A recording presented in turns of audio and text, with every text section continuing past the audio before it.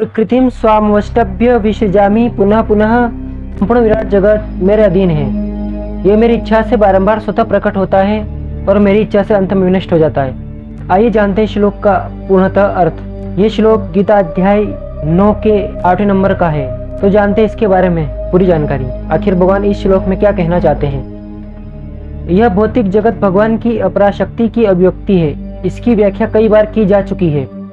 सृष्टि के समय यह शक्ति महत्व के रूप में प्रकट होती है, जिसमें भगवान अपने प्रथम पुरुष अवतार महाविष्णु के रूप में प्रवेश होते हैं। वे कारणाणों में शयन करते रहते हैं और अपनी श्वास से असंख्य ब्रह्मांड निकालते हैं और इन ब्रह्मांडों में हर एक में वे गर्भोदक्षाय विष्णु के रूप में प्रवेश करते हैं। इस प्रकार प्रत्येक ब्रह्मांड की सृष्टि होती है। वे इससे भी आगे अपने आप को शिरोदक्षाय विष्णु के रूप में प्रकट करते हैं और यह विष्णु प्रत्येक वस्तु में है, यहाँ तक कि प्रत्येक अणु में भी प्रवेश कर जाते हैं। इसी तथ्य की व्याख्या यहाँ हुई है। भगवान प्रत्येक वस्तु में प्रवेश करते हैं। जहाँ तक कि जीवात्माओं का संबंध है, वे इस भौतिक प्रकृति में गर्भस्थ किए जाते हैं और वे अपने अपने पूर्व कर्मों के अनुसार विभिन्न योनियां ग्रहण करते हैं। इस प्रकार इस भौतिक जगत के कार्यकलाप प्रारंभ होते हैं।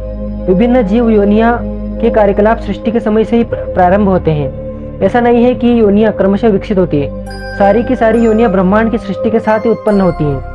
मनुष्य, पशु, पक्षी ये सभी एक साथ उत्पन्न होते हैं, क्योंकि पूर्व प्रलय के समय जीवों की जो जो इच्छाएं थी वे पुनः प्रकट होती है। इसका स्पष्ट संकेत अवश्यम शब्द से मिलता है कि जीवों को इस प्रक्रिया से कोई सरोकार नहीं रहता।